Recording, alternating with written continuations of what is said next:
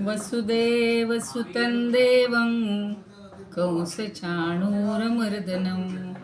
देवकी परमानन्दं कृष्णं वन्दे जगद्गुरुं।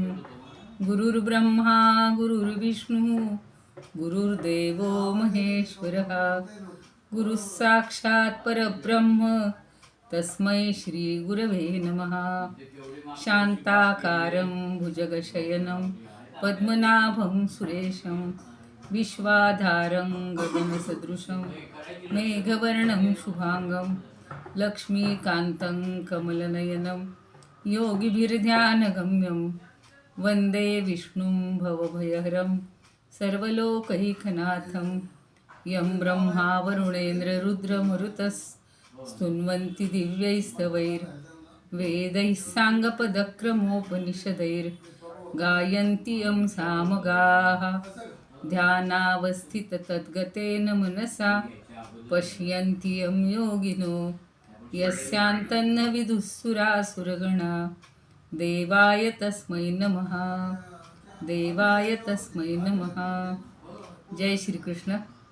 आज 6 मार्च 2024 बुधवार। आज सगळ्यांना शुभेच्छा देते. तुम्ही म्हणाले या रामदास नवमीतनं काही बाहेरच आलेले नाही आहेत, पण खरंच आजचा शेवटचा दिवस तिथे ललिताचं कीर्तन चाललेलं होतं आणि इतकं छान सांगत होते ते राघवेंद्र स्वामी. म्हणजे हा सगळा सोहळा चाललेला आहे तर म्हणे आकाशातून देवांनी पुष्पवृष्टी केलेली आहे. सगळे देव तर आलेच, त्यात काही विशेष नाही, पण स्वतः दशरथ महाराज आलेले आहेत आणि त्यांनाही आनंद झालेला आहे. हे सगळं ऐकल्यावरच अंगावर शहारा आले. मग नंतर धन्वंतरी आले, प्रत्येकाला काहीतरी ते भेट देत होते श्रीराम. तर धन्वंतरींना काय दिली भेट, तर म्हणे तुम्ही सगळ्या सृष्टीवरच्या लोकांचं प्राण्यांचं जे काही दुःख असेल, दोष असतील, व्याधी असतील त्या दूर करा, असं सगळ्यांना एक एक छान सांगितलेलं आहे आणि त्यातच रमून गेलेली होते मी. आता आपले 2 श्लोक राहिलेले आहेत. 13वा अध्याय बघता बघता संपत आला. आता आपण पुन्हा गुणत्रय विभाग, हा सगळा एकमेकांना जोडलेला असा हा प्रवास आहे. प्रत्येक अध्याय म्हणजे वेगळा स्वतंत्र नाहीच आहे, एकातून एक गुंफण अशी चाललेली आहे. आणि ह्या 13व्यामध्ये आपण पाहिलं की ही प्रकृती, ही माया, ही सगळं करत असते. हा परमात्मा अलिप्त असतो आणि तोच कसा सगळ्यांना व्यापून राहिलेला आहे तेही आपण पाहिलं. कालच्या 32व्या श्लोकात पाहिलं की जसं आकाश सूक्ष्म रूपानं लिप्त तर होत नाही पण सगळीकडे व्यापून राहिलेला असतं, तसा हा देहात व्यापून असलेला आत्मा निर्गुण असल्यामुळं देहाच्या गुणांनी लिप्त होत नाही. आता अजून एक दृष्टांत देतात 33व्या श्लोकामध्ये. यथा प्रकाशयत्येक कृत्स्नं लोकमिमं रविः क्षेत्रं क्षेत्री तथा कृत्स्नं प्रकाशयति भारत. छोटेसे 2 संधी आहेत. यथा म्हणजे ज्याप्रमाणे, प्रकाशयति एकः कोण, रवी. कृत्स्नं म्हणजे संपूर्ण.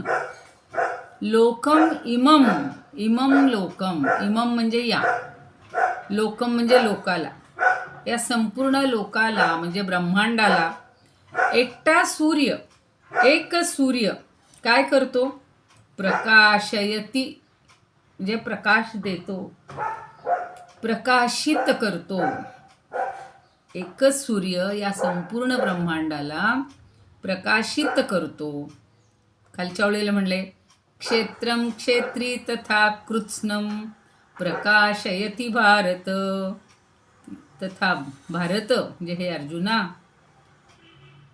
तथा म्हणजे त्याप्रमाणे, क्षेत्री म्हणजे हा एकच आत्मा, कृत्स्नं क्षेत्रम संपूर्ण क्षेत्राला, प्रकाशयती म्हणजे प्रकाशित करतो. अगदी सूर्याची नेहमीची आपली उपमा आपल्याला माहिती आहे की सूर्य उगवला की सगळ्या ब्रह्मांडामध्ये प्रकाश निर्माण होतो, उजेड येतो, चैतन्य येतं. माणसाला सगळेजण, पशु पक्षी प्राणी हे कार्याला उद्युक्त होतात, उद्दीपित होतात. अगदी आपण पाहतो की कोंबडासुद्धा आरवतो, चिमण्या, पाखरं सगळी घरट्याबाहेर जातात, त्यांचा किलबिलाट सुरू होतो, सुंदर पक्षी गात असतात. म्हणून ते एक छान मला एकदम आठवलं. प्रभाती सूर्यनभिरंगती उदश दिशा भूपाळी म्हणती प्रभाती. प्रभात झाली, सूर्य उगवला की सगळं एक चैतन्य निर्माण होतं. तसाच हा जो क्षेत्री आहे, हा आत्मा आहे, हा या सगळ्याच क्षेत्राला, आता एकच क्षेत्र आहे का हो तुमचं आमचं, हे ब्रह्मांडाचं क्षेत्रच मानलं पाहिजे. त्याच्यामध्ये अनंत जीव आहेत, अनंत प्राणी आहेत, आणि या सगळ्यांना प्रकाशित करण्याचं काम हा क्षेत्रज्ञ करत असतो. एकलाची जसा सूर्य उजळी भुवनत्रय, तसा क्षेत्रज्ञ तो क्षेत्र संपूर्ण उजळी तसे. अगदी सोपी रचना केली बघा. म्हणून पूर्वीच्या काळी अगदी लहान वयात, म्हणजे मला आठवतं की 1ली 2रीपासूनच ती गीताई जवळ द्यायची सगळे, आणि जसे मनाचे श्लोक आणि गीताई ही पाठ करायची. मग पहिले 30 श्लोक पाठ करा, त्यांच्या स्पर्धा घ्यायचे, जेणेकरून त्या वयात तो संस्कार व्हायचा. आता खूप लोकांना गीताई पण माहिती नाही काय असते गीताई. आता कालच बघा वाचलं पाहिलं, जसा हरिपाठ आहे ना, तसा श्रीधर स्वामींनी रामपाठ पण रचलेला आहे. म्हणजे आपल्याला तसं एकनाथांचं आहे, तुकारामांचे आहेत, सगळे हरिपाठ आहेत, ज्ञानदेवांचं तर आहेच आहे, पण ह्यांचा श्रीधर स्वामींचा कधी पाहायला नव्हता किंवा ऐकला नव्हता. आणि तिथे रोज उपासना चालते, तर मध्ये आम्ही गेलो होतो तेव्हा सहज तेही पुस्तक घेऊन आलो. दैनंदिन उपासना तर असतेच, तसंच हा रामपाठ आहे, आणि त्याच्यात त्यांनी इतकी छान रचना, म्हणजे जवळजवळ पहिल्या हरिपाठासारखंच आहे. पण मला ते फार आवडलं, म्हणजे आज त्या श्लोकामध्ये मला घ्यायला ते फार आवडलं. हरिमुखेच्या ऐवजी राममुखे म्हणा, राममुखे म्हणा, तुम्हा राम राम राणा सोडविल. किती छान. देहिया मुची दोदिस वसती, पुढील काही ती येथे नव्हे. अनंत तो काळ जावयाचा पुढे, हित काही गाढे करावे की. तरी पुढे सुख दुःख नव्हे कदा, साधावे त्या पदा अत्यादरे. आपण असी वैर कदा करू नये, अंती सर्व जाये निघोनिया. तर असं सगळं छान इतकं दिले, तेच इथं सगळं सांगतात बघा. सगळीकडचं तत्वज्ञान, तत्व शेवटी एकच असतं, आणि त्या तत्वाच्या भोवती हे सगळं गुंफलं गेलेलं आहे. तुकाराम महाराज म्हणतात, एक जैसा प्रकाशितो सर्व ही जग भास्करतो, सर्व क्षेत्रांते क्षेत्रज्ञ प्रकाशित एक सूज्ञ. ऐक भरत वंशोत्पन्ना, भारती तू भक्त राणा. भक्तराज तुका कैसा, धनलोभ्या जैसा पैसा. मला हे फार आवडलं. धनलोभ्याला जसा पैसा असतो, तसा भक्तराज आहे तुकाराम. त्याला काय पाहिजे? त्याला फक्त भक्त राणा पाहिजे, भक्त पाहिजे. आणि तू भगवंत जो आहे, भरतवंशात उत्पन्न झालेला जो भारती आहेस, तू भक्त राणा आहेस, भक्तांमधला श्रेष्ठ आहेस. तसाच भक्तराज तुका कैसा, तर धनलोभा जैसा जैसा. मला सुद्धा ही भक्तीचीच आस आहे. धनलोभ्याला जशी धनाची आस असते, तशी मला भक्तीची आस आहे. वामन पंडित म्हणतात, जसा प्रकाशितो लोक सर्व ही एक भास्कर, क्षेत्रज्ञ सर्व क्षेत्रांते प्रकाशी एक भारता. मुक्तेश्वर म्हणतात, जसा सूर्य एक सर्वजना प्रकाशक, तैसा सर्वदेही जीव प्रकाश भासक. भारता ये रीती. उद्धव चितघन म्हणतात, जेवी रवी नभिमंडळी एकची सर्व ही लोक प्रकाशित तेजे, वर्तवितो सकळांप्रती आपण सर्व अलिप्त तसा समईजे. हे भरतोत्तम क्षेत्रपती तुझ सांगितले बुज क्षेत्र समाजे. सर्व ही क्षेत्र प्रकाशक तो मी असे म्हणती सहज यदुराजे. आता लोकमान्य टिळक काय म्हणतात बघूया. ज्याप्रमाणे एकटा सूर्य हे सगळं जग प्रकाशित करतो त्याप्रमाणे हे भारतास क्षेत्रज्ञ सर्व क्षेत्राला म्हणजे शरीराला प्रकाशित करतो. तर ज्यांनी हे पुस्तक संपादन केलेलं आहे गीता वाचस्पती भिडे शास्त्री ते म्हणतात, अर्जुना, ज्याप्रमाणे एकच सूर्य हा सर्व जगाला प्रकाशित करतो त्याचप्रमाणे एकच क्षेत्रज्ञ म्हणजे आत्मा सर्व क्षेत्रांस म्हणजे सगळ्या सृष्ट पदार्थात सृष्टीतल्या सगळ्यांना प्रकाशित करतो. ज्ञानदेव म्हणतात, हे आघवेची असो ऐकू गगनौनी जैसा अरकू प्रकटवी लोकू नावे नावे. एक क्षेत्रज्ञ तो ऐसा प्रकाशकू क्षेत्राभासा यावरुते हे नपुसा शंका नेघा. आता तुम्ही शंका घेऊच नका, हा एकटा सूर्य सगळ्यांना प्रकाशित करत असतो. आता कोणाला जर इंग्लिशची आवड असेल तर डॉक्टर राधाकृष्णन मुद्दाम म्हणलं आज आता हे 2 श्लोक राहिले तर आपण जास्तीत जास्त जणांचं तुम्हाला सांगूया. As the one sun illuminise this whole world so does the lord of the field illumine this entire field. O Bharat Arjun. आता ॲनी बेझंट म्हणतात, as the one of the sun illuminate the whole earth so the lord of the field illuminate the whole field. O Bharat. ते illuminate असं करतात, त्यांची English तशी आहे. आणि RT books म्हणून आहेत Brooks. Just as the one sun sheds his light over this whole world O Bharata so does the one field knower man beam forth upon his total field. आणि बाबूराव पटेल म्हणून आहेत, ते म्हणतात, even as the single sun with golden rays lights up the entire world forever and always, so does the soul, the Lord of all actions, field illumine, O Arjuna, the field and all its yield.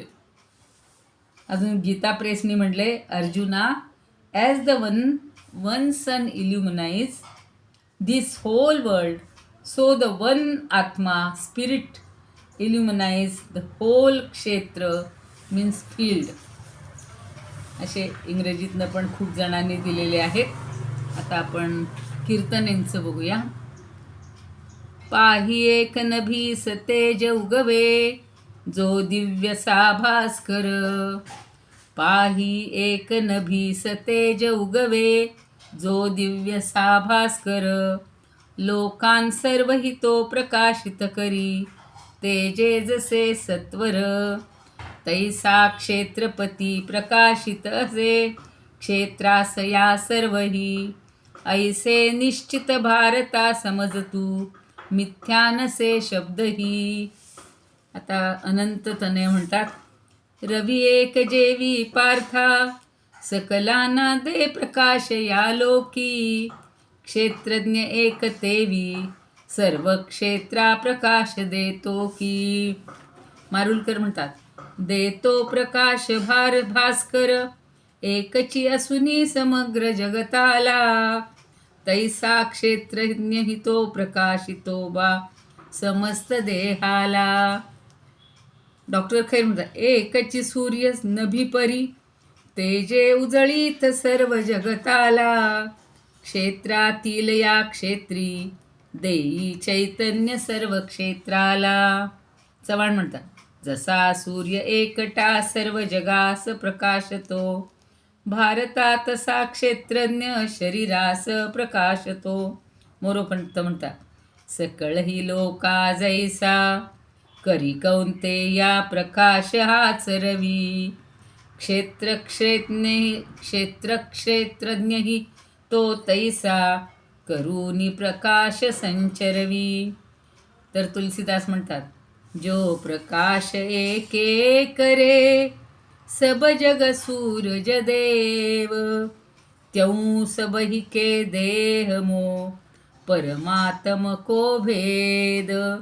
Praggnanandhaa म्हणतात, प्रकाशितो की सर्व चराचर, एकची जैसा भास्कर हो.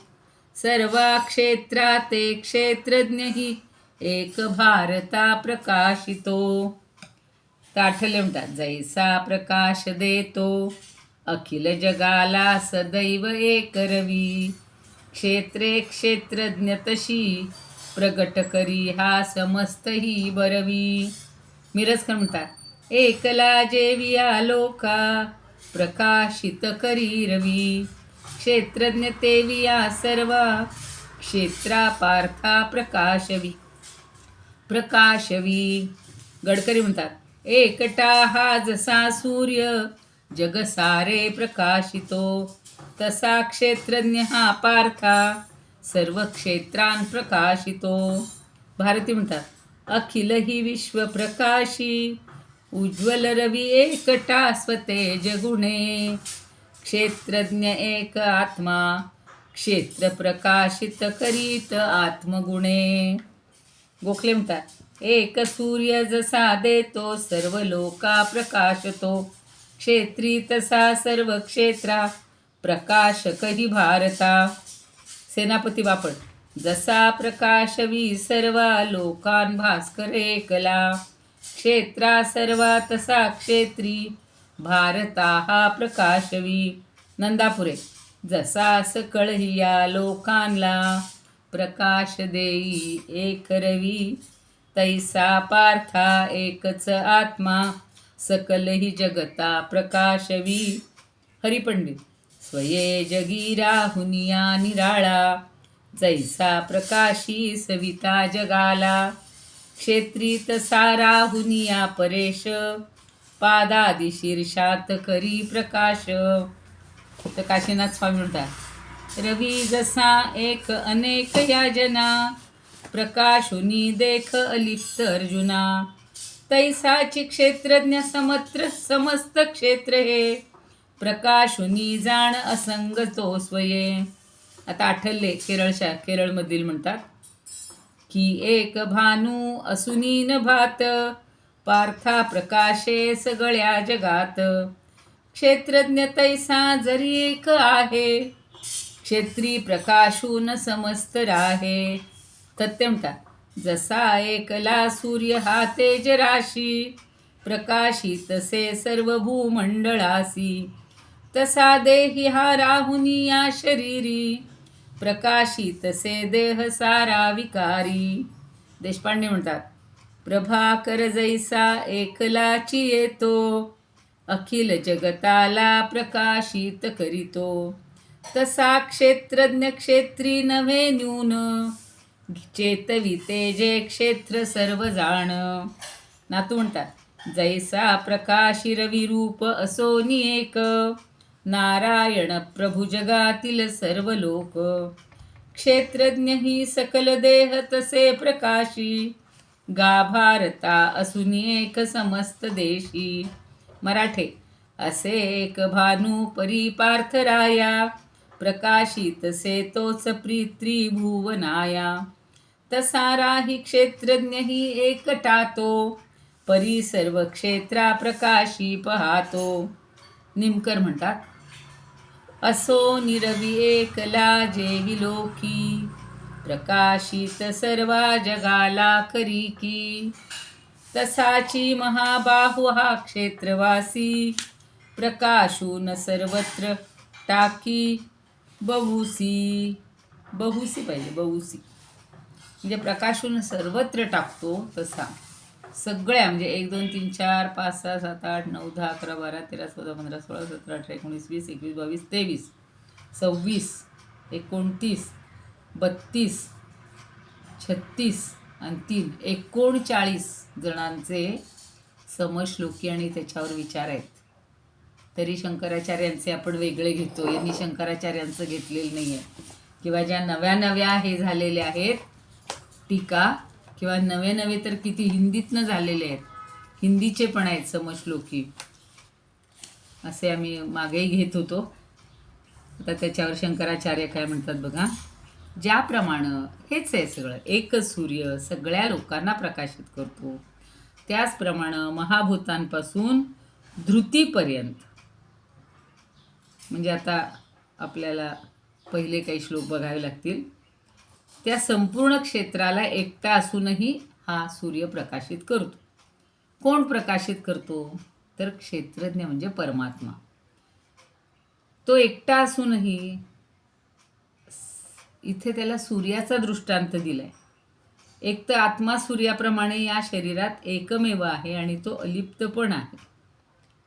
संपूर्ण अध्यायातील निवेदनाचा उपसंहार करण्यासाठी आता एक श्लोक राहिला आहे फक्त. बाकी सगळं आता आपल्याला समजलंय की हा एकमेव क्षेत्रज्ञ जाणून घ्यायचा आहे. या क्षेत्राला जाणून घ्यायचं आहे म्हणजे आपल्याला परमात्म्यापर्यंत पोहोचता येईल, किंवा आपल्याला त्याचं ज्ञान झालं की आपण मुक्त होऊ. क्षेत्र क्षेत्रज्ञयोरेवम् अंतरं ज्ञानचक्षुषा भूत प्रकृती मोक्षंच ये विदुर्यांती ते परम. आता एवं म्हणजे अशा प्रकारे क्षेत्र क्षेत्रज्ञयोः एवं अंतरम. अंतरम म्हणजे भेद.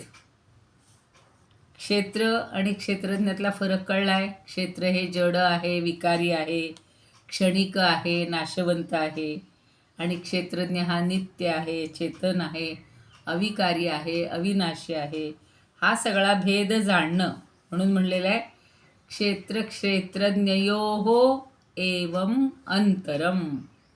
हे अंतर, हा फरक कशाने ओळखला? ज्ञानचक्षुषा, ज्ञानरूपी नेत्रांच्या द्वारे.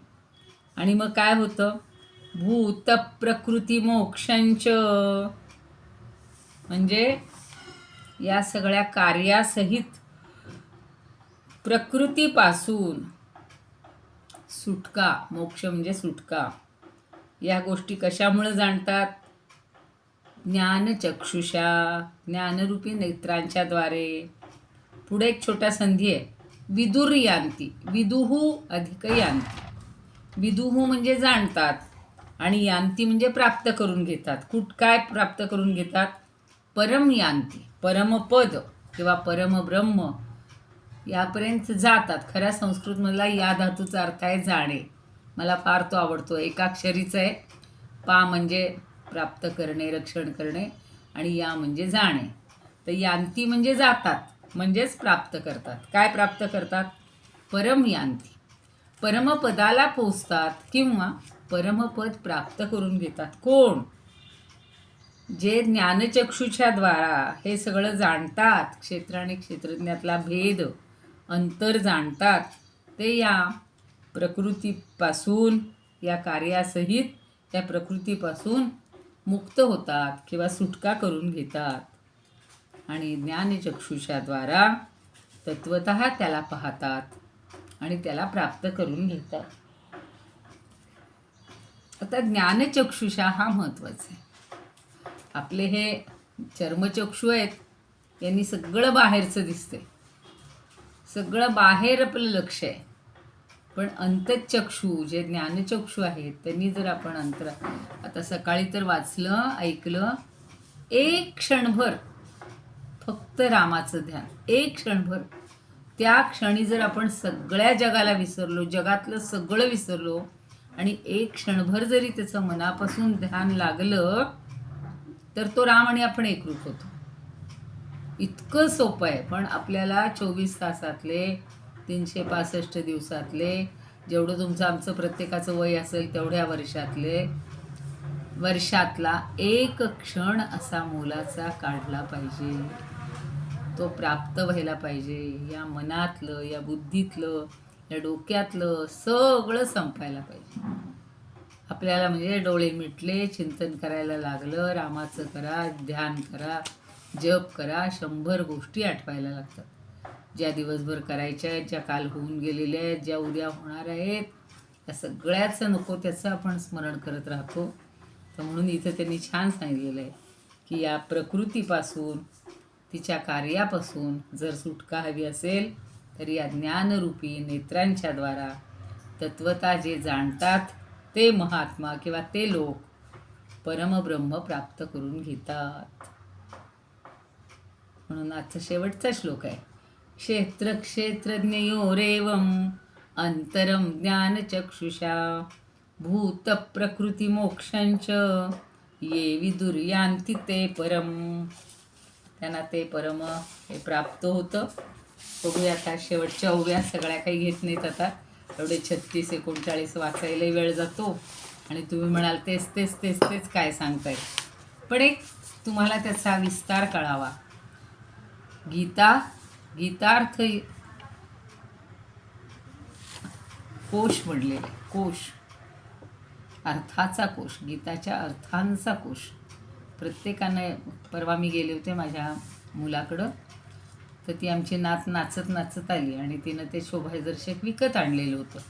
ती शिलाम नंदकांडी असते, आपण लहानपणी पाहिले.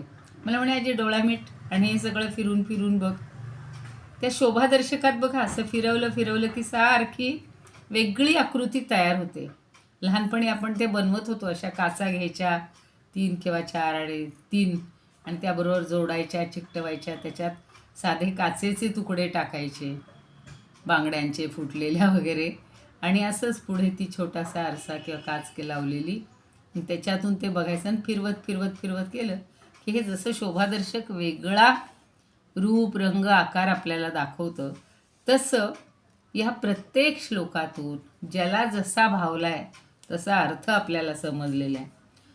विनोबा म्हणतात, पाहती ज्ञानदृष्टीने क्षेत्र क्षेत्रज्ञ भेद हा भूत प्रकृती लंघुनी ते ब्रह्मपद पावती. संत तुकाराम म्हणतात, हा क्षेत्रज्ञ क्षेत्रभेद तुझ दर्शवू प्रसाद ज्ञानदृष्टीने क्षेत्रही दाखविले येथे पाही भूत संसार जडत्व जाणे सोडो त्या मुक्तत्व तुका विनवितो संता ऐका मागील संमता. वामन पंडित, हा क्षेत्रज्ञ क्षेत्रभेद क्षेत्री ही ज्ञानदृष्टीने जडत्वभूत संस्कार सोडू जाणती मुक्तते.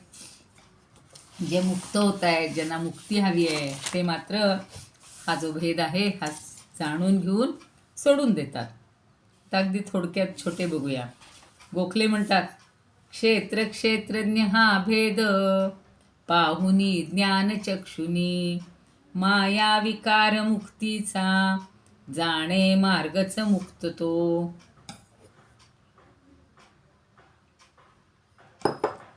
सेनापती बापट म्हणतात, क्षेत्रापासून क्षेत्रीचा भेद हा मुक्ती ही तशी प्रकृतीपासून ज्ञाने पाहते ब्रह्म पावती. प्रकृतीपासून हा जो भिन्न आहे, हे ज्याला ज्ञान होतं, त्या ज्ञानामुळं तो ब्रह्मरूप होतो किंवा ब्रह्म पावतो. नंदापुरी म्हणतात, क्षेत्र क्षेत्रज्ञांच्या भेदा भूत प्रकृतीचा मोक्ष सदा ज्ञानदृष्टीने जे नर जाणे ते नर पावे परमपदा. तर हरिपंडित म्हणतात, मार्तंडेसी अंधकासी जैसा क्षेत्र क्षेत्रज्ञासी की भाव तैसा ते रामा हा तत्वमस्यार्थ इष्ट. तत्वमस्यार्थ इष्ट म्हणजे तत्वमसी हे जाणण्यासाठी हा 13वा अध्याय महत्त्वाचा आहे. जाणे जो तो मुक्तीचे मूळ पीठ. तर देशपांडे म्हणतात, अरे क्षेत्रज्ञ क्षेत्र या दुहोंचा ज्ञान नयनी ज्या कळे भेद साचा प्रकृती मग मुक्तीचा मार्ग कळे जयांना परमपद शाश्वत लाभ होय त्यांना. असे बरेचसे आपण पाहिलेले आहेत. आता शंकराचार्य काय म्हणतात बघूया. शंकराचार्य म्हणले होते की या संपूर्ण अध्यायाचा, या निवेदनाचा उपसंहार करण्यासाठी हा श्लोक आलेला आहे. जो पुरुष शास्त्र आणि गुरूंच्या उपदेशाप्रमाणे आत्मसाक्षात्कार रूप ज्ञाननेत्रांच्या योगानं यापूर्वी सगळ्या श्लोकात सांगितल्याप्रमाणे क्षेत्र आणि क्षेत्रज्ञ यामध्ये असणारं अंतर त्याच्या पारंपरिक विशेषतेसह, आता दोघांची पूर्वी असं जोड्या जुळवा आणि फरक सांगा, फरक स्पष्ट करा. मग आता इथे असं येईल क्षेत्र आणि क्षेत्रज्ञ, मग लगेच इकडं सांगता येईल हा जड, हा चेतन, हा विकारी, हा अविकारी. लहान मुलांना असे छान देता येतील बघा. तसं तुम्ही सुद्धा असं करायला हरकत नाही की प्रत्येकाचं काय वैशिष्ट्य आहे संबंध अध्यायात आलेलं बघा. एक काय म्हणायचं, अभ्यास म्हणून थोडंसं जर आपण जाणून घ्यायचा प्रयत्न केला तर असं खूप काही आपल्याला ह्याच्यात मिळेल. प्रकृतीची वैशिष्ट्य, प्रकृती कशी आहे, तर या दोहोंमधले जे अंतर आहे ते त्याच्या विशेषासह पूर्वी दाखवल्याप्रमाणे जो जाणतो आणि त्याप्रमाणे अव्यक्त नामक अविद्यारूप भूतांच्या प्रकृतीला मोक्षाचा म्हणजेच अभावाप्रत जाणेतो तोपर्यंत परमार्थ तत्वरूप ब्रह्माला प्राप्त होतो. किती अवघड भाषा वापरलेली आहे की हा त्यांचा जो अभावाप्रत जो जाणे आणि परमात्म तत्व ब्रह्माला तो प्राप्त होईल. म्हणजे काय, त्याला पुन्हा जन्म घ्यावा लागणार नाही. इति श्री महाभारते शतसाहस्र्यां संहितायां वैयासिक्यां भीष्मपर्वणि श्रीमद्भगवद्गीतासु उपनिषत्सु ब्रह्मविद्यायां योगशास्त्रे श्रीकृष्णार्जुनसंवादे प्रकृतिपुरुषविवेकयोगो नाम त्रयोदशोऽध्यायः. इति श्रीमत्परमहंसपरिव्राजकाचार्यस्य गोविन्दभगवत्पूज्यपादशिष्यस्य श्रीमच्छङ्करभगवतः कृतौ श्रीमद्भगवद्गीताभाष्ये क्षेत्रक्षेत्रज्ञयोगो नाम त्रयोदशोऽध्यायः.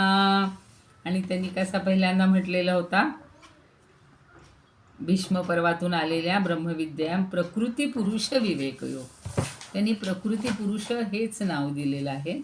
आता आपल्याला नेहमी जी भगवद्गीतेत म्हणतो पुष्पिका ती तशीच आहे. ओम तत्सदिती श्रीमद्भगवद्गीतासु उपनिषत्सु ब्रह्मविद्यायां योगशास्त्रे श्रीकृष्णार्जुनसंवादे क्षेत्रक्षेत्रज्ञविभागयोगो नाम त्रयोदशोऽध्यायः. श्रीकृष्णार्पणमस्तु. शुभं भवतु. हरये नमः. हरये नमः. हरये नमः. कृष्णाय वासुदेवाय हरये परमात्मने प्रणतः क्लेशनाशाय गोविन्दाय नमो नमः. ॐ पूर्णमदः पूर्णमिदं पूर्णात् पूर्णमुदच्यते पूर्णस्य पूर्णमादाय पूर्णमेवावशिष्यते. ॐ शांती शांती शांती. तसा वेळेत आवरलेला आहे. आता याच्यावरचं अधिक काही थोडंसं ऐकायचं असेल, वाचायचं असेल तर उद्या आपण बघूया. कुणाला काही शंका असतील तर विचारा. क्षेत्रज्ञ विभाग योग सगळा तत्त्वज्ञानाचा भाग, वेदांताचा भाग, सांख्यांचं सगळं तत्त्वज्ञान हे आपण पाहिलेलं आहे. ताई, हो अनुराधा ताईंना काही विचारायचं आहे. हा विचार.